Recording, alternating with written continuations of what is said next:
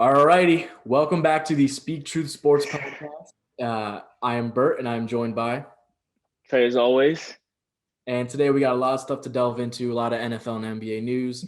Just before we jump into everything, I do want to say if you're listening on YouTube, please like, share, and subscribe. Really helps us grow. And if you're listening on any type of podcasting app, please rate us 5 stars, leave a review, follow us. Everything helps.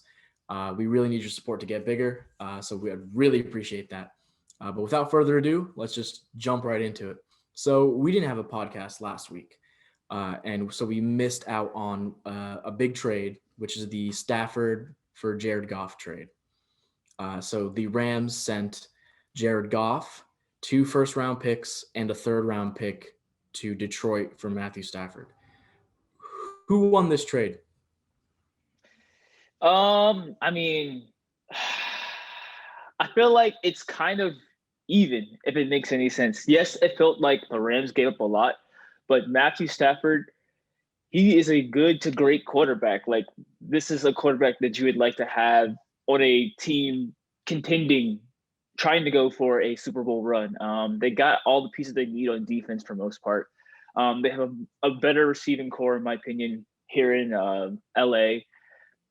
I mean, they have a good running back. I mean, Matthew Stafford, I don't think he's had too many 1,000-yard rushing running backs behind him in Detroit. So this is a big change for him. Um, I mean, for me, I think I'll have to go. I don't know. I feel like slightly the Rams.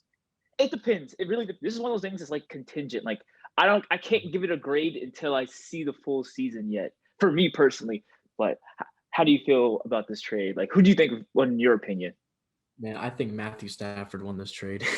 I'm probably so happy to be out of Detroit, but I do want to say I do think I'm on the side of I think the Rams gave up a little bit too much. Uh, Look, for the price of two firsts and a third, if you had slapped maybe 2 more second rounders in there, you could have maybe thrown in like Malcolm Brown or something. Maybe you could make a run at Deshaun Watson. You know, I know there's a lot of talk about the front office doesn't want to trade him. I think it's bull jive. I think that they're just trying to build his value back up because he requested the trade. Uh, so I think that the Rams,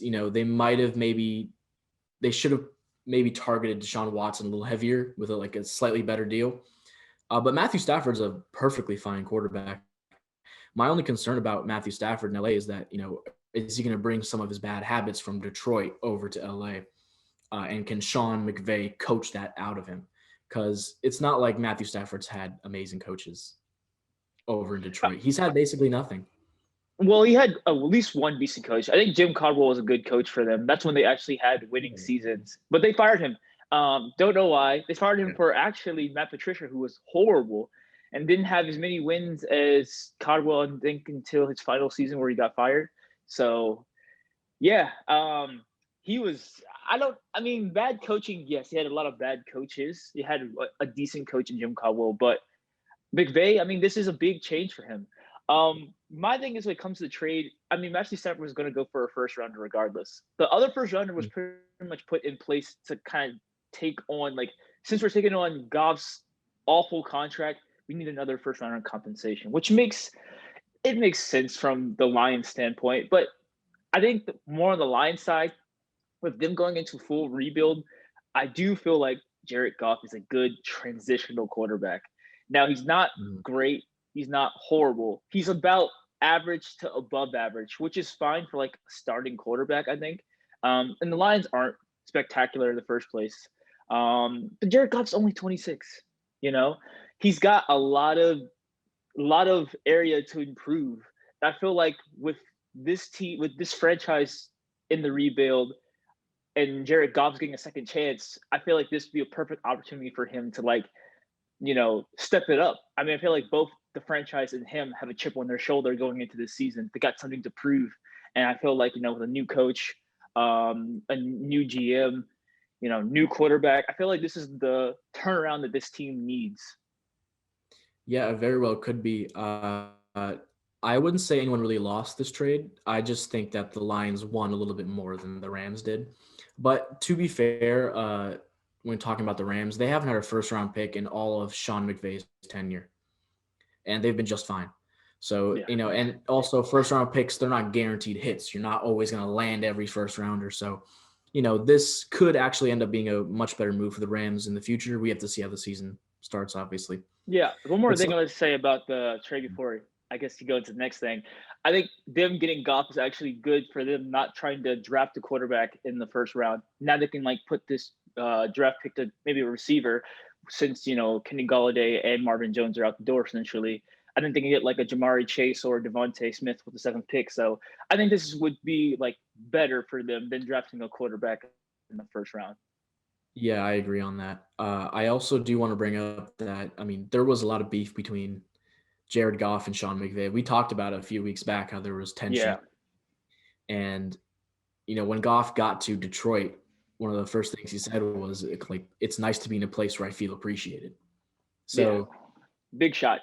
yeah. So they kind of had to trade him. That's because I assume there's a lot more going on behind the scenes that we can't even fathom right now.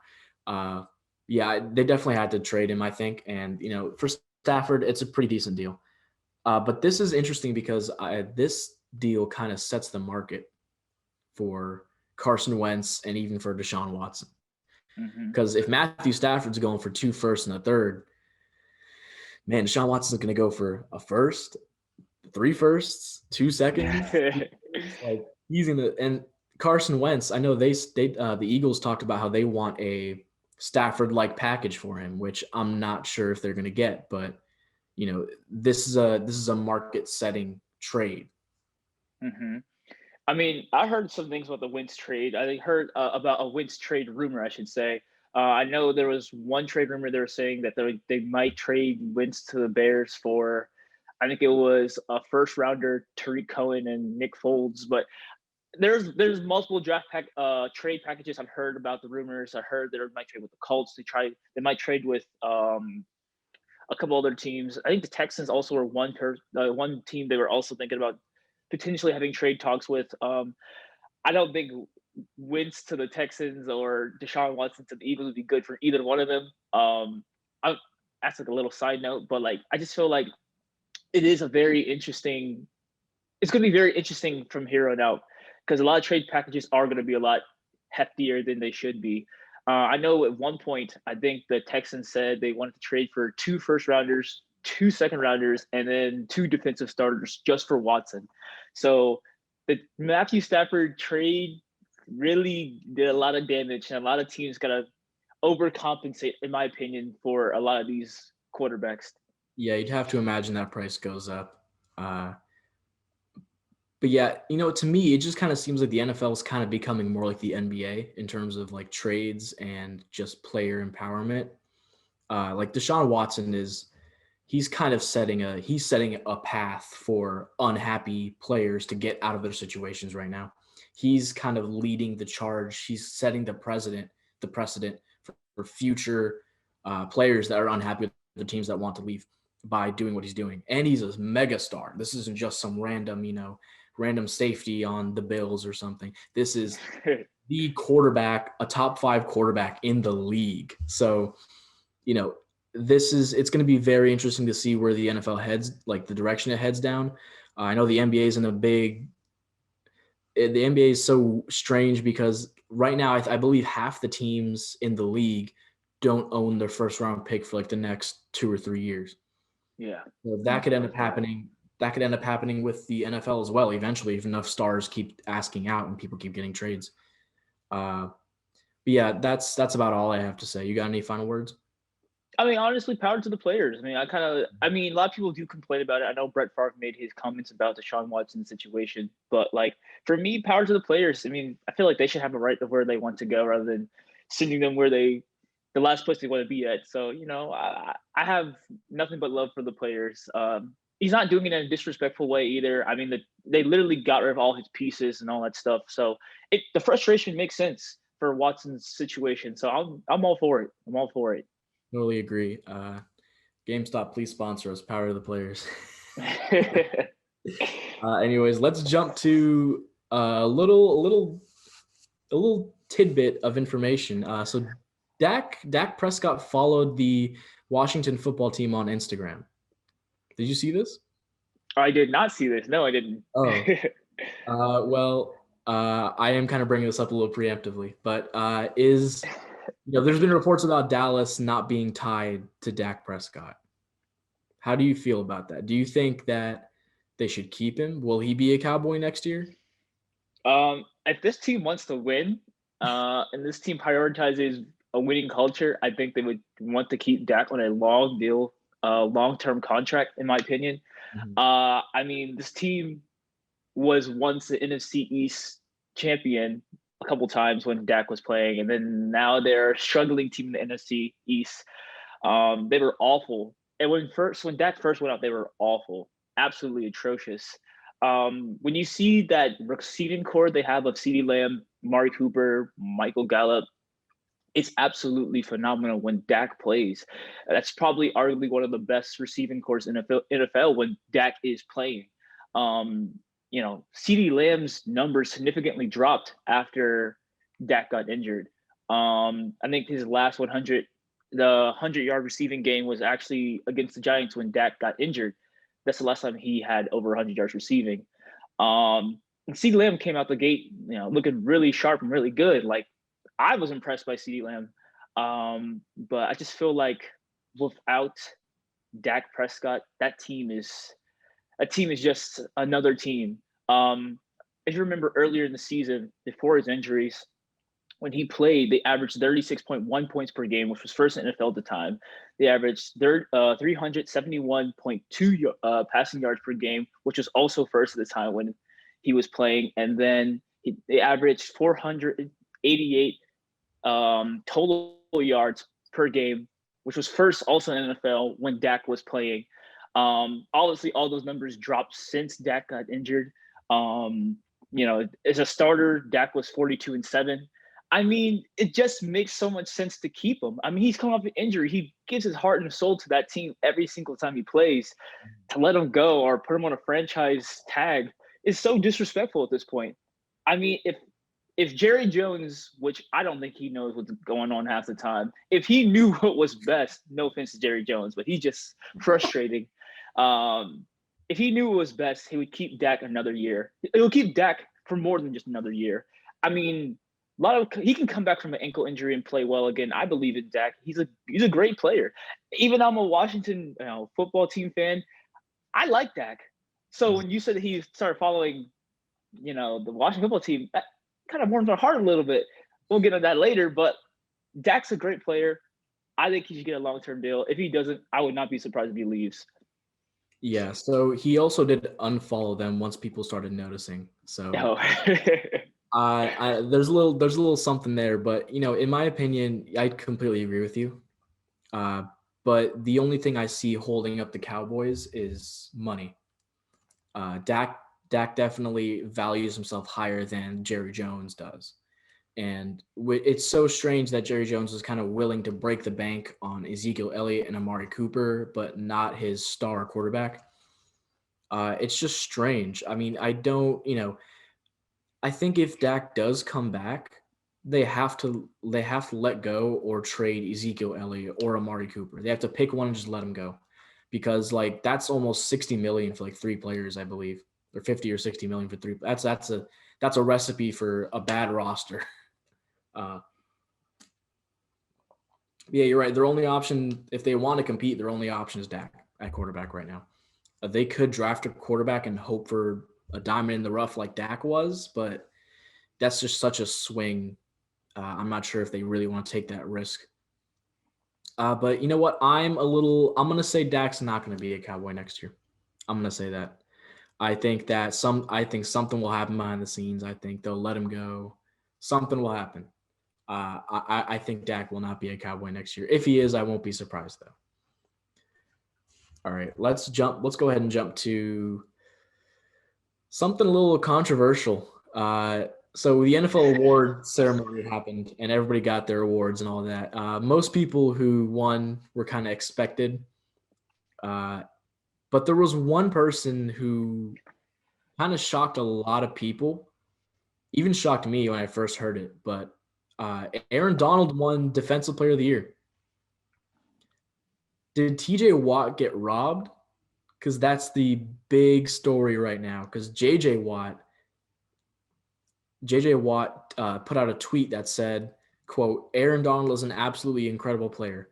I love watching him play, and he's headed to the Hall of Fame without a question. This has nothing to do with Donald personally. This is me saying what my brother won't. TJ played one less game and still led the NFL in every major category. And he posted a chart of the statistics of TJ Watt and Aaron Donald. And TJ Watt has 12 more tackles. He has about 2 more sacks. He has about 12 more tackles for loss, 13 more pressures, almost double the quarterback hits. He's losing to Aaron Donald in forced fumbles, 2-4, but he's beating out Aaron Donald in pass deflections, which is 7-1, and interceptions 1-0. So did TJ Watt get robbed?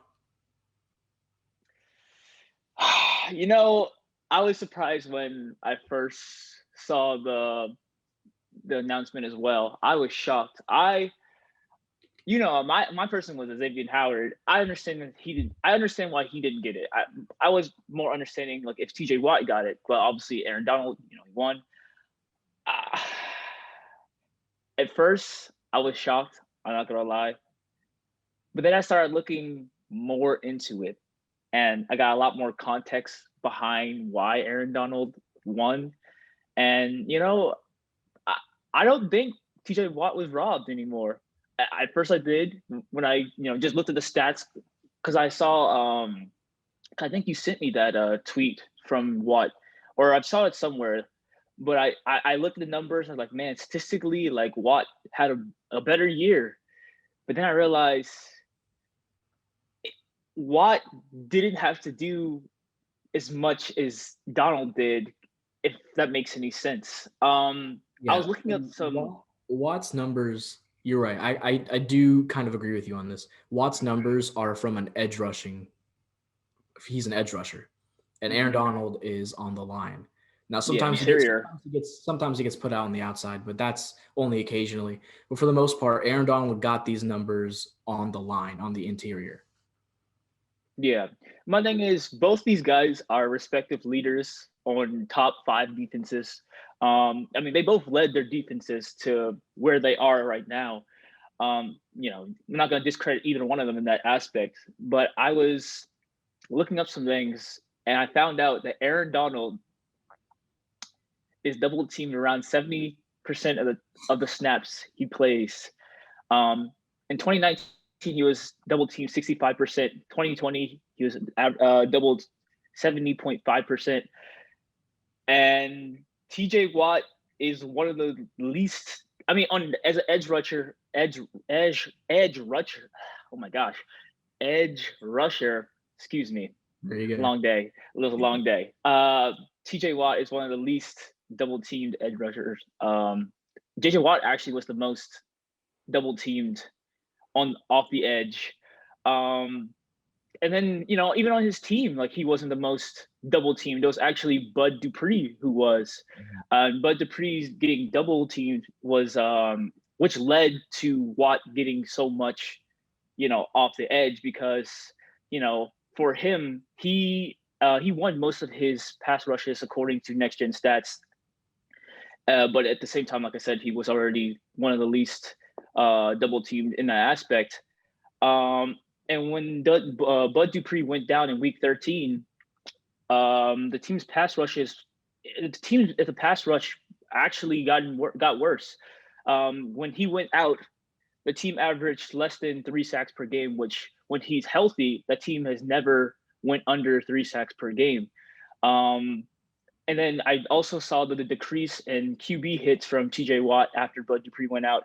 He combined for 4 QB hits from week 14 to 16, because obviously week 17 he didn't play because that was when all the starters pretty much sat out.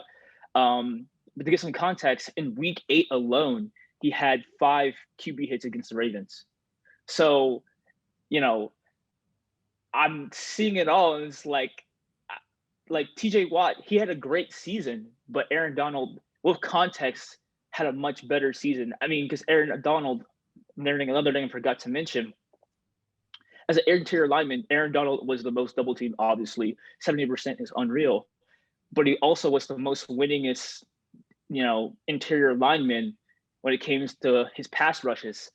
So when you put all that together and you watch him play, it's unreal. Like, if you watch the film, the dude is a monster. He dude got triple teamed in the playoffs against the Seahawks, and they still end up getting a sack on Russell Wilson. Like, the guy is unreal.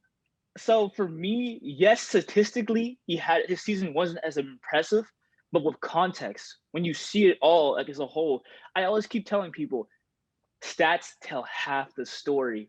You have to watch the games. You have to watch the film. Aaron Donald, as crazy as it seemed like, Aaron Donald definitely, Aaron Donald definitely was a defensive player of the year. Amen. Yeah, I totally agree. When I first heard it, I was actually like legitimately shocked because Aaron Donald really wasn't much in the discussion. Everywhere it was just kind of everyone was saying, it's between TJ Watt and Xavier Howard. But Aaron Donald just kind of snuck in, and he did actually have the sneaky better season. TJ Watt, I still wish he had won it, just because I want him to get one of those under his belt. But you can't say Aaron Donald didn't deserve it, and you can't really say TJ Watt got robbed, in my opinion. Yeah, I agree. I mean, they're both great players, but you got to think of it like this way. TJ Watt is a generational talent. That's a big compliment. But Aaron Donald is probably one of the best defensive linemen we've seen ever to play the game. Like, he's just steps above TJ. All love to TJ Watt. He'll get it eventually. I know he will. He's a great player. But, Aaron Donald, he got it this year. And for me, I wouldn't say there's no debate, but it makes sense. It definitely makes sense. Yeah, I mean, every year at this point, it just feels like it's Aaron Donald's award to lose. Yeah, I agree. He's just by far, he is the best defender in the NFL, at least on the line. But let's go ahead and just jump to the Super Bowl review. So Super Bowl, I believe, was 55, right? Yes, Super Bowl 55. Super Bowl 55 just happened as of when we're recording this a couple days ago. I got a lot to say, so why don't you go ahead and say some stuff as well? I'll get, for me, when I first watched the game, I was kind of biased. Obviously, I thought the Chiefs were going to win. I was feeling the Chiefs. I was rocking with the Chiefs. At first, when I watched the game, I was saying I really thought the officiating was bad because the Chiefs had, I think, 95 yards, 8 penalties and 95 yards, and I think the Bucs only had like a couple penalties in the first half. And I was like, man, this is really like bias, because Tampa is playing at home pretty much, and it was essentially a home game for them, and which was the first time in NFL history where a team got to play at their home stadium. But then I watched back at the penalties. The penalties they called, they weren't bad calls, Most were reasonable. Most were reasonable, truthfully. But honestly, I mean, the Chiefs had opportunities to win regardless. The second half, they didn't get that many penalties. They had a great chance to come back in the second half, but for me, the Bucs defense, they won that game. That defense was absolutely unreal. They said there was a stat saying that Patrick Mahomes ran nearly 500 yards to avoid the pass rush, which was the most by any quarterback this season. He was also the most pressured quarterback in NFL history in a Super Bowl game, as he was pressured 29 of his 56 dropbacks.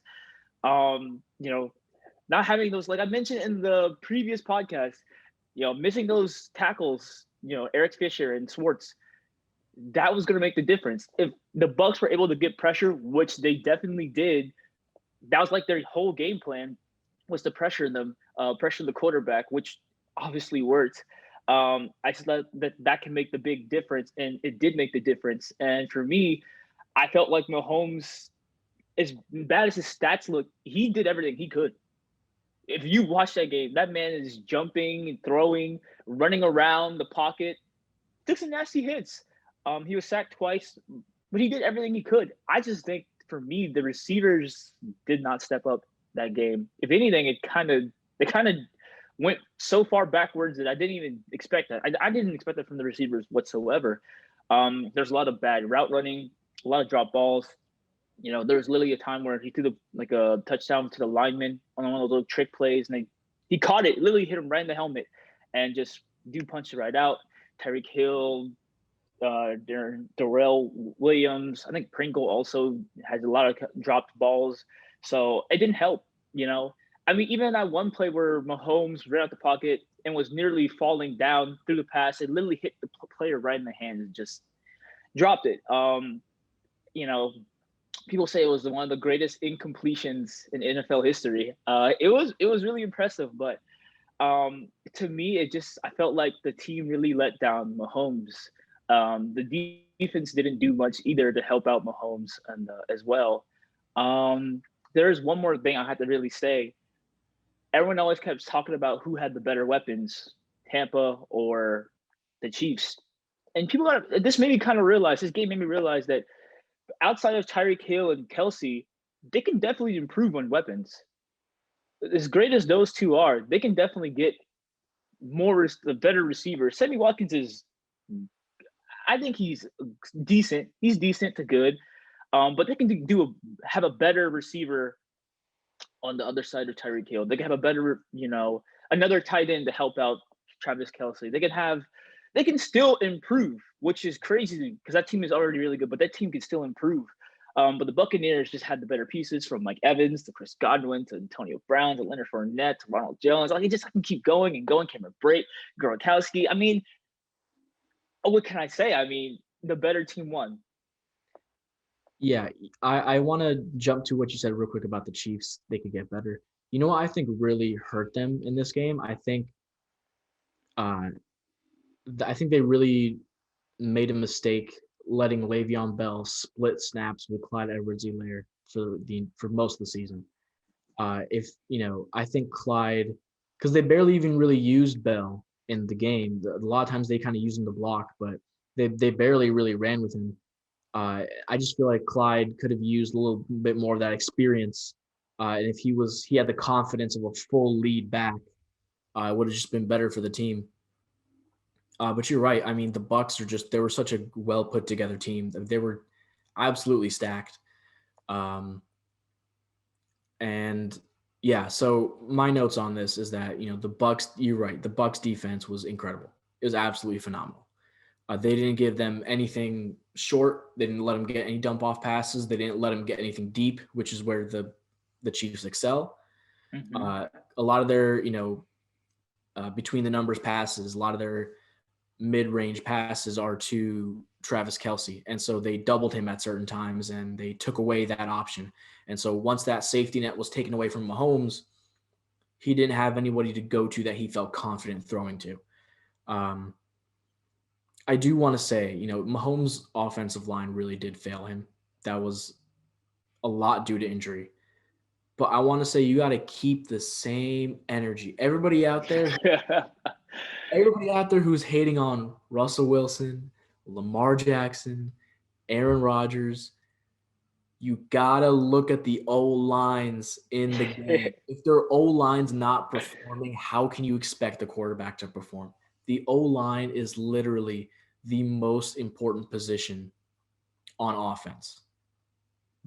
The quarterback is too, but you can have a great quarterback behind a horrible line and you will not go anywhere.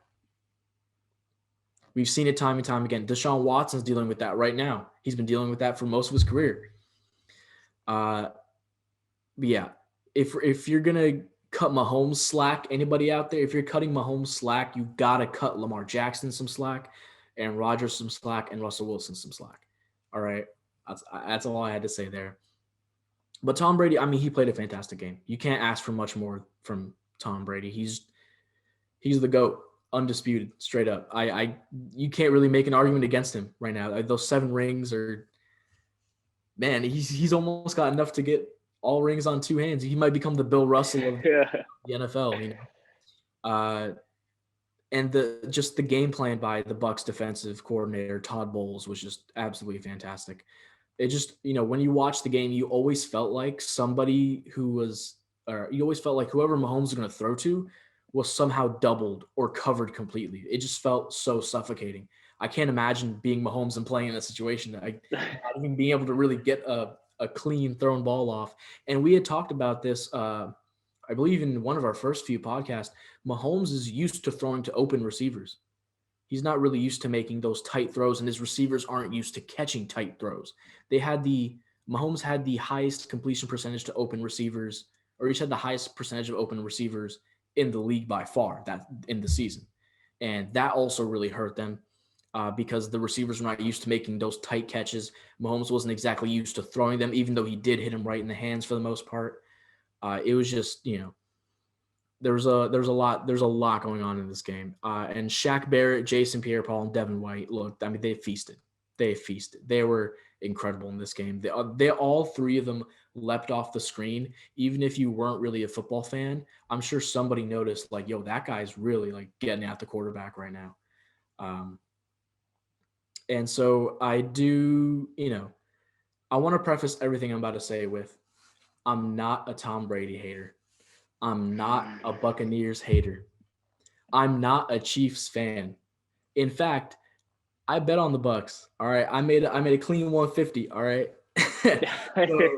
so you know, I'm not saying anything bad about Tom Brady's legacy or his career or anything. He deserves every ring he's gotten.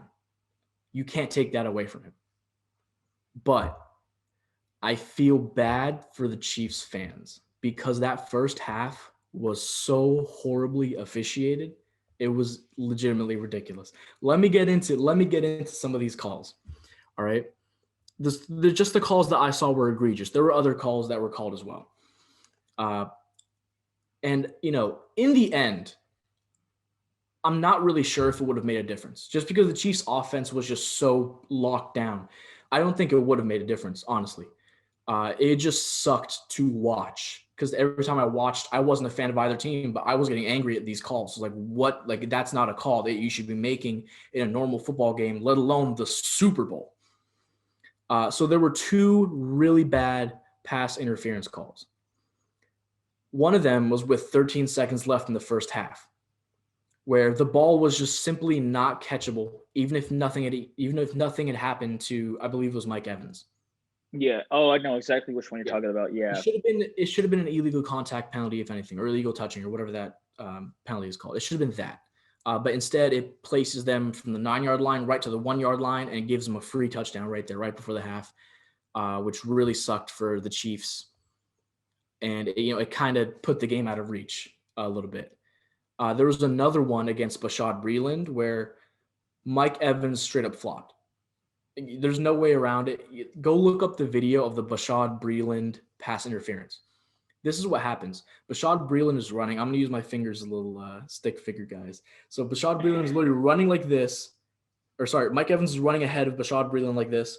And then Bashaud Breeland, his foot, while he's running, slightly makes contact right here with the back of his foot. And this causes him to trip. While he's tripping, his hand goes and slides down the towel of Mike Evans. And then Mike Evans kind of throws himself to the ground and he flops. And they call that a pass. That's not a pass interference in football. I'm sorry. As long as I've been watching football, I've never seen a pass interference call be that bad. It was just horrendous. There were two soft holding calls. They were holding to an extent. But in a normal football game, they don't call those. They let those guys play on. I don't want to get into those too much, but one of them was on an interception by Tyrann Mathieu. And that could have really changed the momentum of the game because I believe at that point it was 7-3.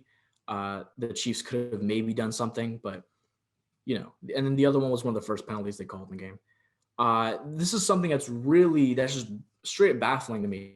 The neutral zone infraction that they called with 6 minutes to go in the second, it was so bad, Tony Romo couldn't even point out where the where the penalty occurred. He was looking. He was like, "Well, I think the refs are meaning here, but they called it over here on these guys." Just like I said, just go back and watch. Just try and sit and listen with an open mind. Go back and watch those penalties. I'm talking to everybody else. Go back and watch those penalties. And Tony Romo himself is confused legitimately where the neutral zone infraction is. And when you watch, it's the same thing. They're all basically lined up the same. I don't really see a neutral zone infraction for them. And that was on a field goal, which would have made it 10-3, but it ended up bringing them closer to a touchdown later on that drive, and it made it 14-3. So I think that was a big call that the refs really, really just choked on. And there was a random unnecessary roughness call. I mean, if you're gonna call that kind of unnecessary roughness call, there were a couple of Bucs players that kind of did the same. So, it's just so strange about how like consistent they were. It's like the refs made the call, then afterwards they realized, we should probably just let him play out. We probably shouldn't just call that all the time. And that flag was just so late. Like it was already like 20 seconds after it had happened already, 15 to 20 seconds after it had occurred, which is also a little bit ridiculous. And then this is another thing. This penalty didn't matter in the long run at all, but the refs didn't call Tom Brady for unsportsmanlike conduct. You know what I'm talking about, right? When he was talking to Matthew? Yes. So Yeah. Matthew first said some words to him. And all right, I love trash talk. All right. I like seeing trash talk.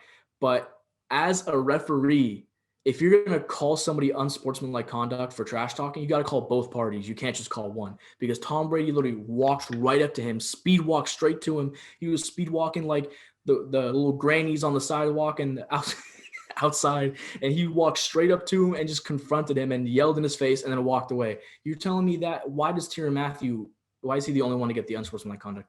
That didn't make any sense to me. The referees, they need to be consistent with their calls. The officiating was legitimately horrendous in the first half. The second half was much better.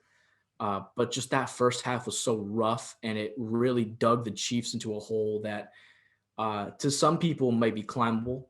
To some people who, have watched Chief games in the past, they've climbed out of bigger deficits.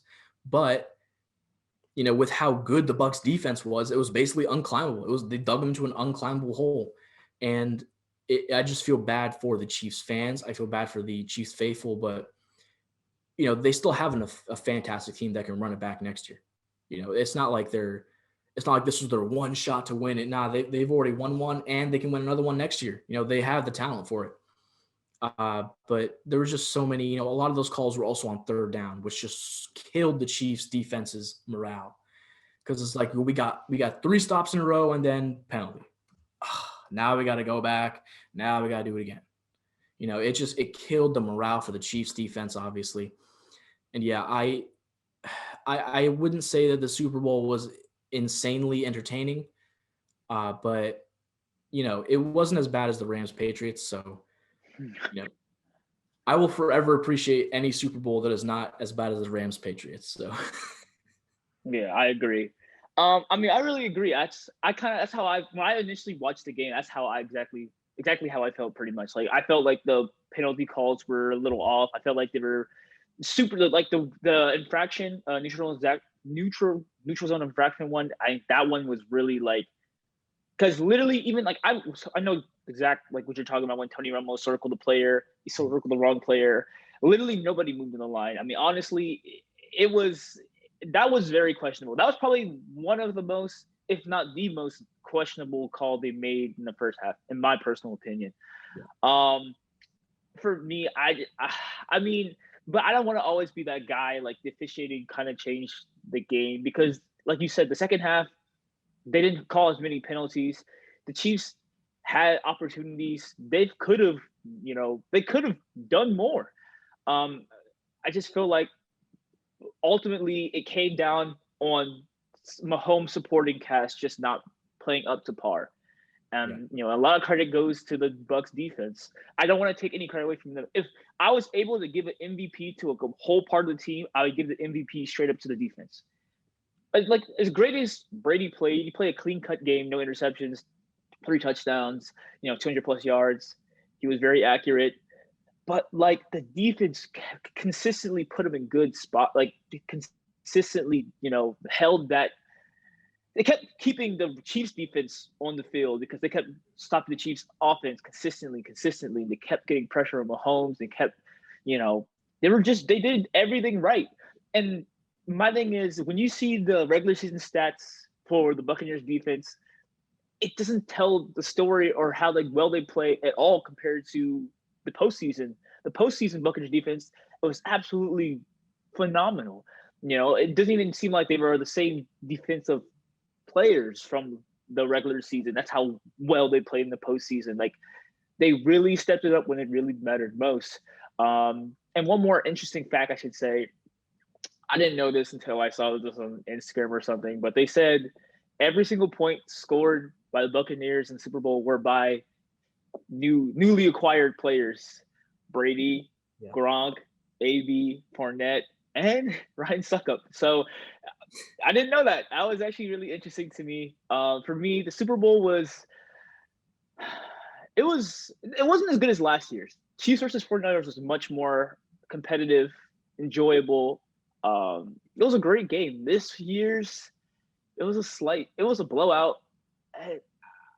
I mean, like you said, it was better than the Rams Patriots, but like compared to some of the other ones we've seen in recent years, it was mediocre to average, I'd say. Yeah. And I also just want to preface one more time. Brady deserves all these rings. I'm not saying that the refs were rigging it for him. I'm not saying that that Tom Brady has the refs in his pocket. I'm just saying I'm putting the blame on the refs. I don't want to put any blame on Tom Brady or his legacy. Tom Brady can't control what the referees call. So I put the blame on the refs for just how horribly officiated this game was in the first half. But yeah, overall, not too exciting of a Super Bowl, but it was nice to see Brady. It's crazy to see Brady still out here getting rings. It's just, man, it's insane. Then they might try to run it back because Mike Evans. There are reports that Mike Evans will take a pay cut to, keep some of the other players there. So if they really try to run it back, I think Brady's on a 2-year deal. I wouldn't be surprised to see them come back with that same squad and try to do some damage again. So I hope we don't get another Chiefs versus Buccaneers rematch. I kind of like something a little different, personally. But hey, whoever the best team is, I'm just ready to see it. Hey, and the Bucs are going to be actually a little bit more dangerous next year because not only does Tom Brady get stronger with age, apparently, Antoine Winfield Jr. and Tristan Wirfs are both rookies who started this year on the defensive line, offensive line, and they're only going to get better. And so that pass rush is only going to get scarier, and that offensive line is only going to get tougher to crack. So it's just, they have a very good chance of winning the NFC again, and I would probably put them as the favorite to win it. Yeah. Well, we'll see what the Rams have to say about that. We'll see what some other teams have to say about that. But, I mean, right now they are the favorites. I will give you that at the moment. But there is one more thing. I don't think this, even though as great as Brady is, I don't think this win over Mahomes eliminates Mahomes from ever being the GOAT. Mahomes is so young. There's so much left to his career. I was watching, I'm not going to say the show or call him out or anything like that, but I was watching some sports media, shows and stuff like that, and they were saying that, oh, Mahomes is no longer going to ever be the GOAT. Like, it's over. He's so young. If this man went on to win eight more Super Bowls, you got to tell me, oh, this man's not the GOAT because he lost to 43-year-old Tom Brady for his 7th ring. Like, it's just not over. He's so young. There's so much left in Mahomes' career. I just want to get out of the way because that was really bothering me when I was, watching all that stuff the past few days. But, great win on Brady's part. He's the GOAT at the moment, but still a lot left to Mahomes' career. I mean, look, Mahomes has been starting for 4 years now, about? Mm-hmm. No, well, 3, 4, yeah. 3 or 4. I think it's been 3, and he's made the Super Bowl 2 of the 3 years he started. So he's already off to a fantastic start. And look, if Tom Brady's the GOAT at 7 and I believe it's 4, right? He's lost 4 7 and times. 3. 7-3. 3. Even the GOAT loses a few Super Bowls. So, it's not like just because he had this one loss, it doesn't mean Patrick Mahomes, if he goes on to get 10 or 11 rings, you can't just say he's eliminated from the GOAT discussion because Tom Brady beat him and he had no offensive line and no weapons to throw to. Like, you can't just it's a very dumb argument to make. I don't like that argument from the media. I think that was just they're just trying to get clicks. You know how it is. Yeah, I know it is.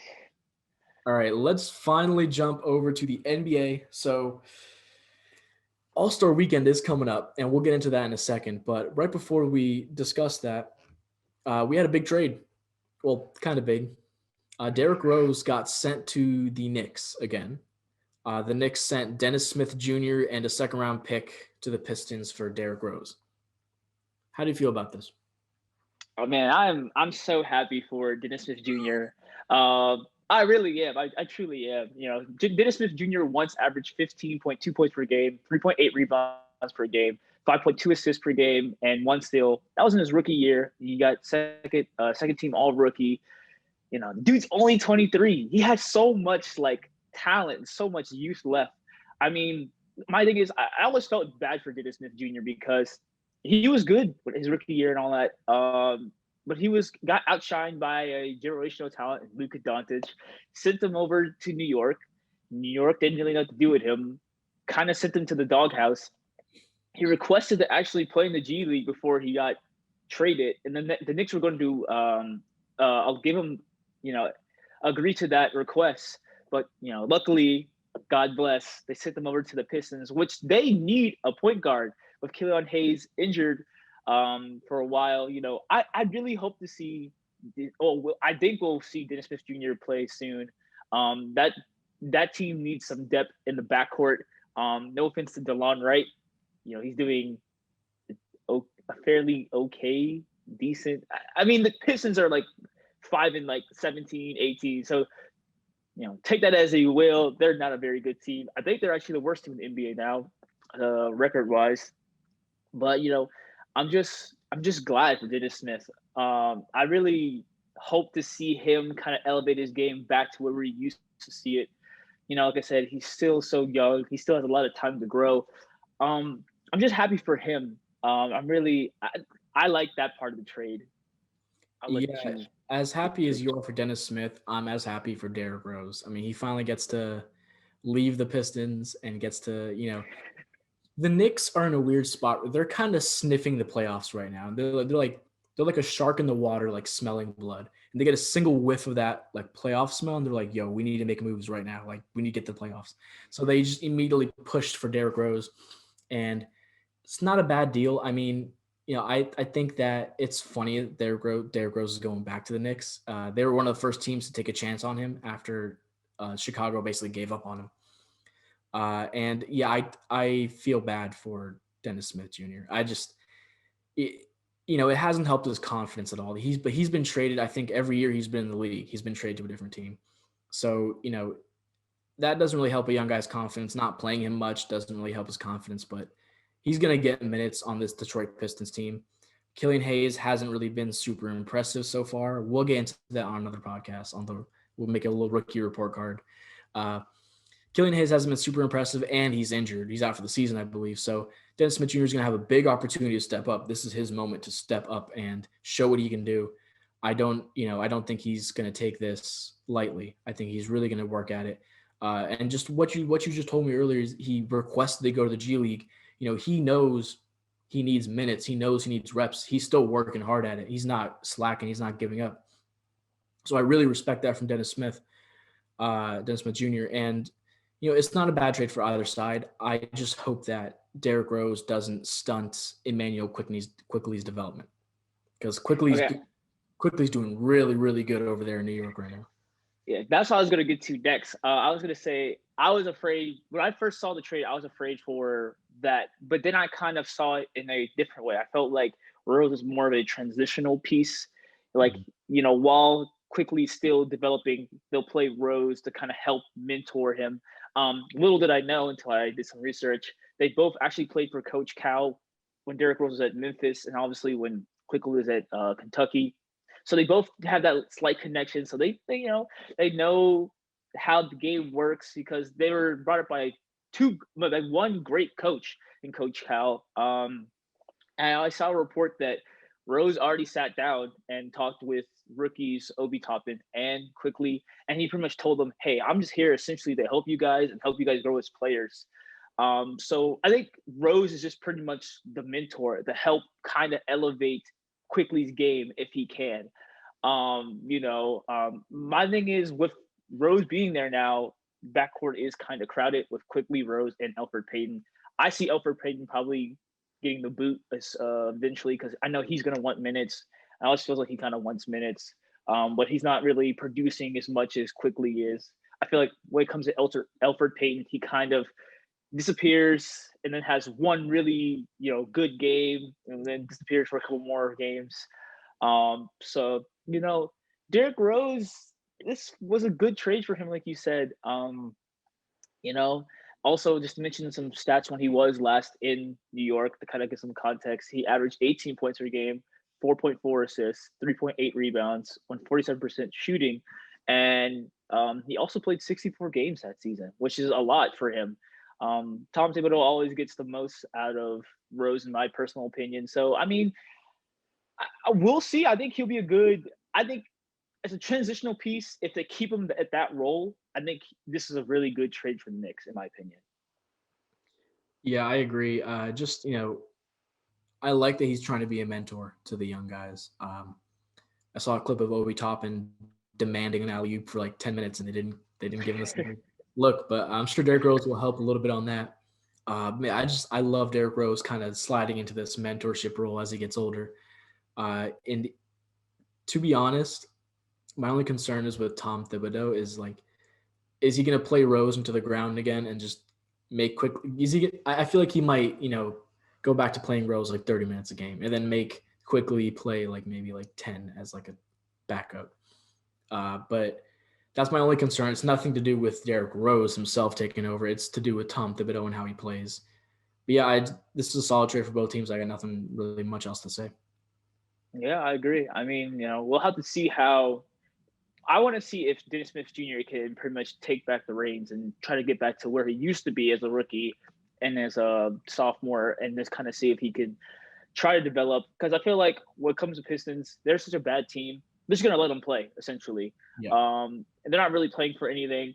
So maybe he'll ball out when he has the opportunity. Maybe if he can. I mean, I know he's saying getting traded's not really good. I don't really see the Pistons having much building blocks. Maybe if he plays well enough, he can find himself getting traded elsewhere to a better team where he can actually do more damage and actually help that team win. But we'll have to see. We'll have to see what comes in the next few weeks. All right. So the All-Star weekend is steadily approaching. It's going to happen in a couple of weeks, actually, I believe. And so All-Star voting is now happening. It's a thing. And I think it's almost coming to a close. But we're going to go ahead and give you guys our All-Star starters and our reserves for the year. This is just our opinion. So take that with a grain of salt. If your favorite player is not on here, sorry, make your own list. So I'll kick it off. Well, let's start with the East. So for the starters, I'm going to have, the classic. I'm going to have Joel Embiid, Giannis, and KD for the front court. And the back court, I have Bradley Beal, and I have Jaylen Brown. Yeah, I didn't expect the Jaylen Brown one. I didn't expect that one. All right, for my starters, or you want to go to your name your starters and we'll talk about it. All right, my starters was literally based off pretty much the votes I've seen pretty much, and I feel like that was kind of accurate for me. So it was Joel Embiid, Giannis, Kevin Durant, Bradley Beal in the backcourt, and Kyrie Irving. Mm-hmm. So I kind of went by the numbers, and yeah. But for me, I felt like that was kind of accurate depiction. I think Jaylen Brown's just having such an underrated season. I mean, he's right now. I think he's the best defender on the Celtics, and he's taking on the toughest defensive assignments every night. and still putting up 26, 5, and 3. Kyrie is also playing absolutely phenomenal. He's putting up 27, 4, and 5. I believe this is one of the highest points per game he's averaged in his entire career. So Kyrie's having an absolutely fantastic season. The only reason I don't have him as a starter is because he's missed 30% of the Nets games so far this season. And I just feel like Jaylen Brown, because he's been there for the entire season, he should get the nod. But I do, spoiler alert, I do have Kyrie still in the actual reserves. So I'm just going to rattle off some quick stats. So Bradley Beal's averaging 33 points, 5 rebounds, and 4 assists. Kevin Durant's averaging 29 points, 7 rebounds, 5 assists. Giannis is averaging 27 points, 11 rebounds, 5 assists. Joel Embiid is averaging 29 points, 10 rebounds, 2 assists. And all these guys, for the most part, are no-brainers. And like I said earlier, Kyrie's averaging 27, 4, and 5. So a lot of these guys are just straight-up no-brainers for starters. We start to get into some questionable territory in the reserves. So, why don't you go ahead and kick it off with your reserves first? Because I think mine's going to be very, very surprising. All right.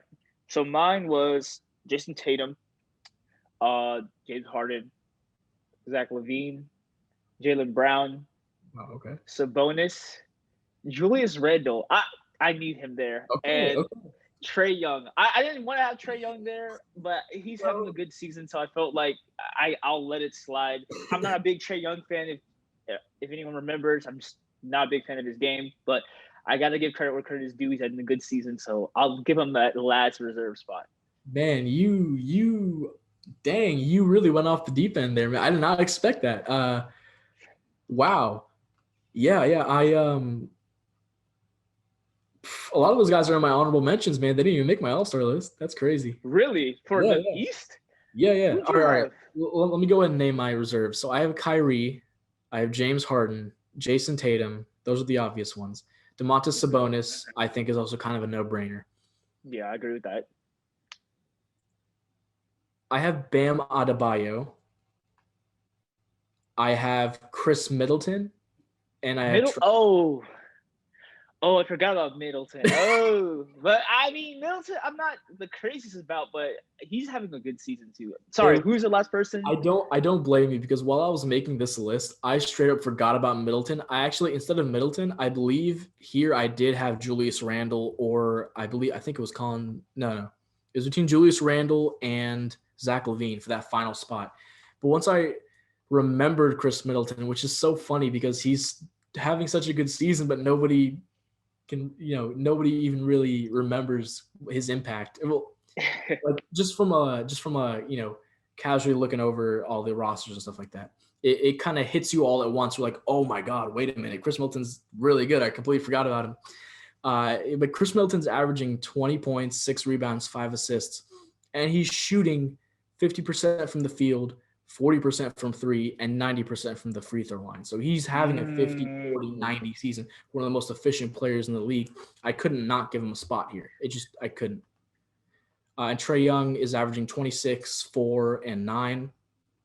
Bam Adebayo is averaging 20, 9, and 5.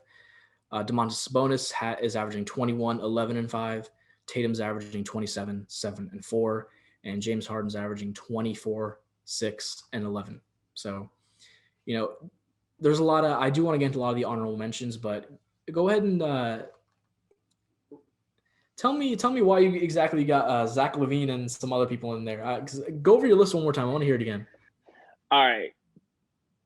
My list is Tatum, Harden, LaVine, Brown, Sabonis, Julius Randle, Trey Young. Okay. Now I want to go into Julius Randle first. Julius Randle is an absolute bucket this year. Okay, this man is averaging 22.7 points per game, 11 rebounds, and 6 assists. He's probably the main reason why the Knicks are as good as they are. And people were doubting him on the Knicks. Everyone kind of like, oh, Julius Randle won't ever really take a step. Like, he's a ball hog. He doesn't pass. He just gets a rebound, goes out, tries to shoot his own shot. But he's such a good, like, for me, he's such a good player. Like, he's averaging, so much on. Everyone thought this team was gonna be like just a bad team, but like Julius Randle stepped up. He's getting triple doubles. He's actually passing the ball, dishing it out. He's still a good rebounder, even for like a 6'8" power forward. I mean, for me, he's kind of. I mean, he's one of the best. I think he's a breakout, one of the best players this season. He's a breakout player this year. I'm really enjoying his game. He's kind of letting it come to him naturally compared to most other years. Um, you know, I think that for me, I think it just makes sense to have him in there compared to, no offense to Bam. As much as I enjoy Bam's game and as good as Bam is, I like the way Randall's been playing this season. I think overall as a player, I think Bam's a better player. But this season, at this moment, I'm taking Julius Randle in the All-Star game. Now, if we're building teams, it's a different thing. I'll take Bam over Julius. But I'm talking about All-Star game. I'm taking Julius for the All-Star game. I want Iguodala. No, but for real, I put Bam there just because he's anchoring that entire Miami defense. I feel like he's just kind of doing more for Miami than Julius Randle is. But Julius Randle, like I said, if Chris Middleton just didn't exist, if he was just kind of wiped off the face of the earth, I hope he's not. But if he just didn't exist, I would definitely have Julius Randle in this spot, in my opinion. It's obviously between him and Zach LaVine. I'll let you have an audible right here. If you wanna go ahead and slap Chris Middleton instead of anybody in your reserves, would you do it? And I would take out Trae Young. I told you I'm not a big Trae Young fan. I think efficiency. I think Middleton's more efficient than Young. Young is one of the worst defenders in the league by defensive efficiency. Like I said, I'm not a big fan of this game. I don't like that little I've never been a big fan of people just for me it kind of feels like he just chucks up shots at times. He's a good passer, a little bit too flashy at times, but he's a good passer. You sound like Steve right now. But I just don't think he's not blowing me away with his game at the moment. The Hawks are still okay team. Nothing great, but I feel like Middleton and Giannis is that's like a 1-2 punch. You get hit in the inside by Giannis, kick it out to Middleton, he's splashing, 50, 40, 90. That's impressive. That's elite. So for me, if I could, I would put him over. I put Middleton over Trae Young. But if you want me to still explain my Zach LaVine, I can. Go ahead. Go. Zach LaVine, I mean, if we're just going off just stats wise, I mean, Beal's going to be most likely a starter based off voting. For me, Zach LaVine's putting up nearly identical stats with 27, 5, and 5. So for me, it's even though he's not on the most winningest team, neither's Beal. Beal's on, I think, the second worst team in the NBA record-wise. Zach LaVine, I mean, yeah, the Bulls did just lose to the Wizards yesterday too. The Wizards. And Zach LaVine missed the game winner, a wide open game winner. He beat Bradley Beal right at the 3-point line. It was wide open to the basket, but he missed it. I mean, I'm not going to get on individual games, but I just think that Zach LaVine, he's been doing so scoring-wise, the game comes to him so naturally, and he's just gotten better and better as a scorer in Chicago. Obviously, I don't want to get on the aspect of the whole team because they do need more help around LaVine. But we're just talking about the individual player themselves. I think he's playing well enough to where I think he deserves some recognition. I think he deserves to be all-star this year. I mean, he's shooting 50%. That's and then he's shooting. I mean, scoring 27 points per game. That's efficient, if you ask me. You're shooting 50% and scoring 27 points. You're playing pretty well. So I feel like for me, LaVine, he's got it this year. So I would have him as an all-star. And I think last year he got snubbed as well too. So yeah, LaVine's just he's a product of what happened to Bradley Beal last year, just playing really good on a bad team, and people are like, well, he's only playing that good because he's on a bad team. No, Zach LaVine is actually very, very good, and he would be very, very good on a very, very good team. He's getting most of the attention from the offense every night, and he's still dropping 27. That was the same argument I had for Beal last year, why he should have made it last year. He was getting the full attention of the defense, and he was still averaging 30, and now he's averaging 30 again. 33, actually. He's actually gotten better. from last year. Even though the team got worse, but that's a different story. It's a different story. I do want to say I don't want to move on without mentioning some of the honorable mentions. One of them is Jimmy Butler.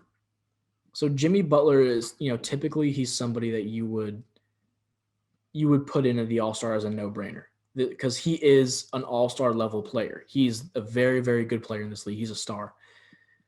But this season, he's just something, between injuries and COVID, he's just not playing great. Simple as that. He's averaging 18, 6, and 6, which are all right. But he's shooting 44% from the field, and he's actually shooting 0% from three. He hasn't hit a single three this season. He has not hit a single three this season. So, I love Jimmy Butler as a person and as a player, but, I left him out of this list because of the injuries, because of COVID, all that stuff just culminated in these numbers for Jimmy Butler, which, they will get better after the All-Star break. I no doubt about that.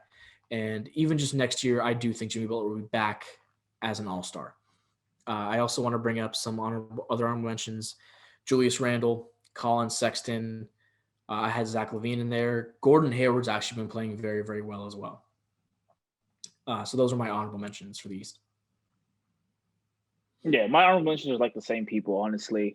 So I'm it's kind of how I feel too. So I didn't really have like an honorable mention like list, but like every person you said is pretty much like, yeah, I can see that as well. And also just for Jimmy Butler, I just feel like I haven't seen enough of Jimmy Butler to say he should be All-Star this year. I feel like how many games he has not played? Like I don't think he's played over 10 games. I believe he's only played like 9 so far. Yeah, so it's just not enough for me yet to really get behind Jimmy Butler. So I agree. All right, so let's jump to the West. I think, once again, I have one person in here that other people probably aren't putting in here, but I do think he deserves it. So for the backcourt, I have Steph Curry and Donovan Mitchell. And for the front court, I have LeBron James, Kawhi Leonard, and Nikola Jokic for the starters. So for me, I have Curry for the starter as point guard. I have Luka Doncic, then Kawhi, LeBron, and Jokic. So it's about the same thing, except I switched out my shooting guard. I'm surprised you chose Mitchell for the starting. I have him on my team. Spoiler alert, I have him on my All-Star roster, but not as a starter. So why do you feel that he should start? He's being so underrated right now, in my opinion. I think that, everybody's, if you just look at the votes, he's pretty far down the list. I think he's like 7 or whatever. I think he deserves to be way higher in the fan votes. Donovan Mitchell, he's leading the team that's, I believe they have one of the best records in the league right now, if not the best. But, Donovan Mitchell is leading a very, very good West team right now. I think he deserves a nod. I think he deserves a starter nod.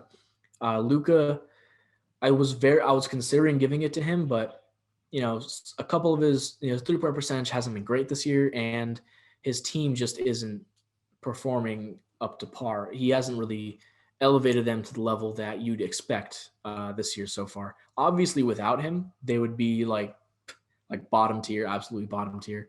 But as of right now, as of recording this, I believe the Mavericks are like the 13th seed out west. That's just pretty bad so far.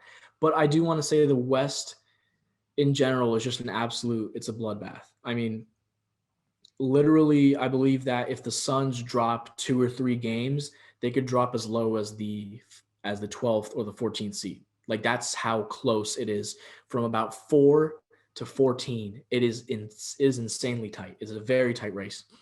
And like Donovan Mitchell, just he's a part of that top 3 in the West that if he drops a couple of games, he's not going to drop to 14. So that's why I kind of put Donovan Mitchell in there. I want to reward the work he's put in this offseason, and I want to reward his team for winning. Yeah, they actually still currently have the best record in the NBA. So a lot of credit does go to Mitchell because he really is the leading charge of that team, and he's kind of the heart and soul of that team. And they're on a 4-game win streak, and it pretty much would not have done that without Mitchell. So I can see where you're coming from there, and wouldn't mind if they would switch. I wouldn't mind if they switched Doncic to the bench reserves. I don't think Donovan Mitchell's going to get it though because of the fan vote taking up 30% and him being so low on the fan vote. I don't think he's going to make it, but just to throw out some numbers really quick. So Steph Curry is averaging 29, 5, and 6. He's a monster. Donovan Mitchell is averaging 23, 4, and 5. Luka Doncic is averaging 27, 8, and 9. So his numbers are better than Donovan Mitchell. So I understand why you did put him up there. Mm-hmm. LeBron's averaging 25, 7, and 7, being a beast as usual. Kawhi's averaging 26, 6, and 5. And Nikola Jokic is averaging 27, 11, and 8. That's some MVP numbers. All right. We'll get into that on another podcast as well. Soon approaching. Do you have anything else to say about Luka? Or I mean, there was this one report recently where I think Zach Lowe said that all Luka does is whine and stuff like that. I don't like that narrative. I mean, Luka, he does take some hits in the paint. I like Luka. He's a good player. You know, he's pretty much the driving force of that Mavericks team. Like you said, they would be a low-tier team if he was literally not on that team. So, you know, I got to give credit where credit is due for Luka. You know, he's trying his best, you know. Whistle hasn't been the healthiest. What's his name? Kristaps. Kristaps Porzingis hasn't been the healthiest either. So, you know, I give props to Luka for trying his best and where credit is due. Luka's trying his best. He's putting up as much as he can. So, you know, even though his numbers dropped from the 3-point percentage, you know, he's got to take those threes because it seems like no one else will. So, you know, that's why Luka, he's still my all-star starter. I hate that whining narrative. That's I think it's just a really dumb narrative. Every player in the NBA whines. And if you expect a player who's at that level, who is extremely passionate for the game, if you expect everybody to play like Kawhi Leonard, I don't know what to tell you. Like, I've been watching basketball like my whole life, and I've seen players that are even more quote unquote whiny than Luka Doncic. That everyone's just like, oh, they're tough. Like, I don't know. It's a very strange line. I don't like that. That's even that Zach Lowe's even kind of trying to start that narrative. I think it's absolutely. I think that's out of pocket, straight up. Yeah. Let's go ahead and jump to the West reserves. I'll kick it off with I have Luka. I have Damian Lillard, Paul George, Anthony Davis, Christian Wood, and then I have Devin Booker, and this last spot I debated for so long. But eventually I just gave it to Brandon Ingram. Really? Yeah. Really? Okay. It was between him and one player, and it was racking my mind so bad, but eventually I just threw Brandon Ingram had slightly better stats, so I just threw him in there. I'm trying to figure out who the other player is, but I'll read my reserves off. Go ahead. So my reserves are obviously AD, Damian Lillard, Paul George, Ja Morant. I'm feeling Ja this season. He's balling. Donovan Mitchell, Christian Wood, and Zion Williamson. Okay. I'm falling a little bit into the hype. He's not bad. He's really good actually. Not the most impressive shooter at all, not at all. But like, I'm starting to rock with Zion. I'm starting to see where the hype is starting to culminate from. I still think that the team can still do better. I feel like he can still do more. But yeah, that's my reserves. Okay, I was deliberating between Brandon Ingram actually and DeMar DeRozan. And the reason I wanted to put DeMar is just because the Spurs are somehow in the playoff race again. And I feel like DeMar deserves a lot of credit. You know, he is kind of the de facto leader of the team. That's why I kind of wanted to put DeMar DeRozan. He's also being a little overlooked right now. But that's very interesting that you have Ja Morant in there. He's in my honorable mentions, but, you know, I think personally I would have put even De'Aaron Fox above Ja Morant this year, in my opinion. Really? Let me rattle off some stats real quick from some of the dudes I picked. So Damian Lillard's averaging 29, 4, and 7. Paul George is averaging 24, 6, and 5. AD is averaging 22, 8, and 3. Christian Wood's averaging 22, 10, and 1. Devin Booker's averaging 23, 3, and 4. Brandon Ingram's averaging 24, 5, and 4. So why don't you go ahead and tell me, why'd you put Zion ahead of Brandon Ingram? Because they do have very similar stats. Their stats are They pretty. do. Well, I just feel like push. What gave you that push? I just feel like for me, seeing it kind of from a more media-based way, I kind of felt like for an All-Star game, if I want to watch it for entertainment, because that's all it really is, it's kind of an entertainment kind of like thing. I just feel like Zion would be very entertaining to watch in that kind of aspect. The fans are definitely more on Zion's side than Brandon Ingram. I think Ingram is a more skilled player. I personally think he has a more of an arsenal compared to Williamson at the moment.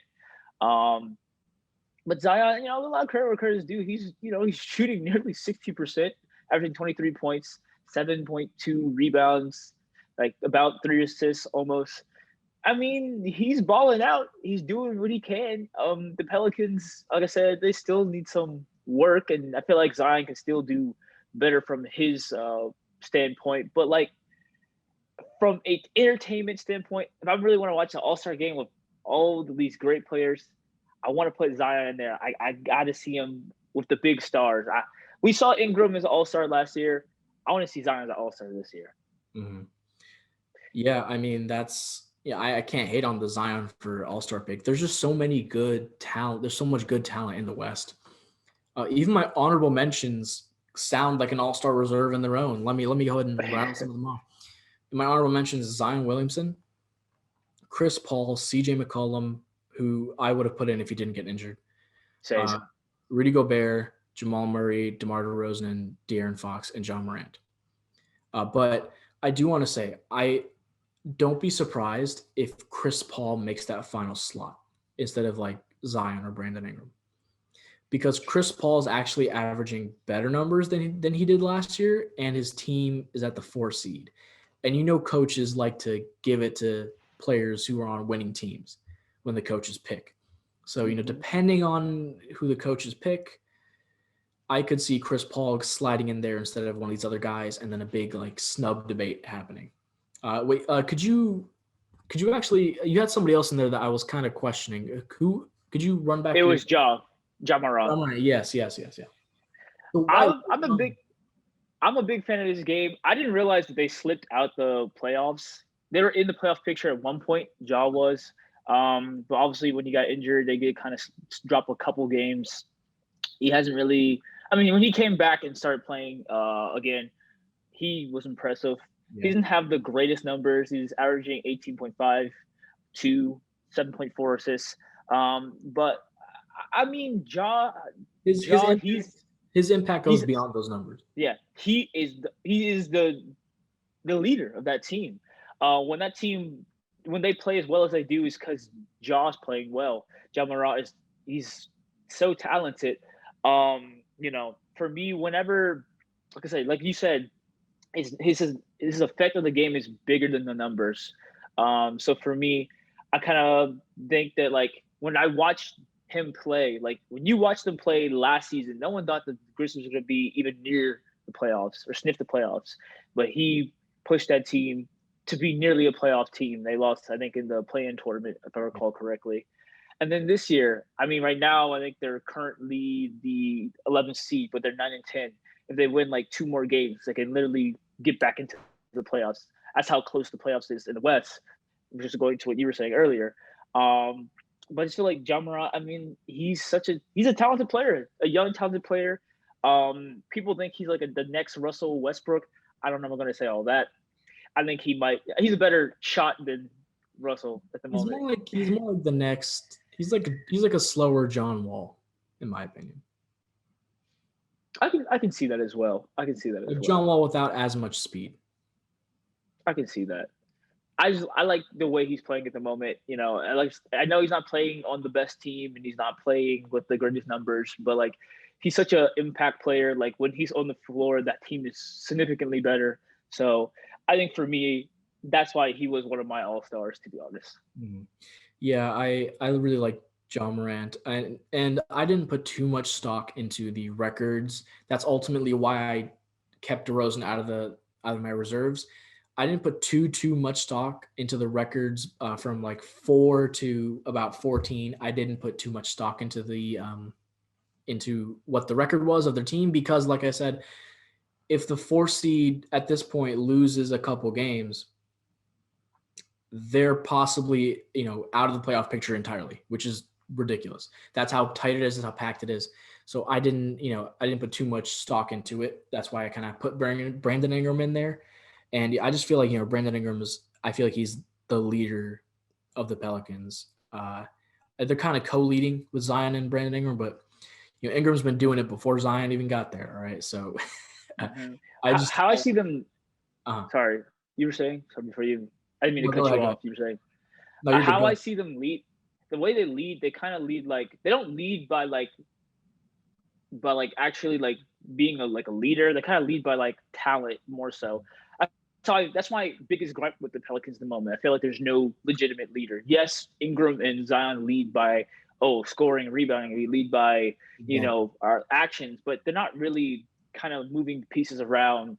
They need like a veteran presence, or they need just somebody to like take the reins and really start leading on the floor and on the court. Yeah. Like a But that's a whole different thing.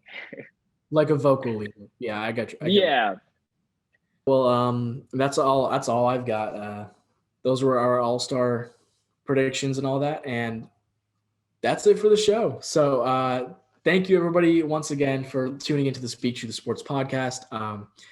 If you enjoy weekly sports content and a roundup of the weekly news and discussion, just go ahead and click that subscribe button. If you're on YouTube, that's exactly what we do. And if you are listening on any type of podcasting app, follow us, rate us, review us, all that jazz. It helps us out a lot. We'll be back every week with the roundup of the news for the week, the sports news. And with that, I have been Bert. Trey, as always. And we will catch you guys next time on the Speak Truth Sports podcast.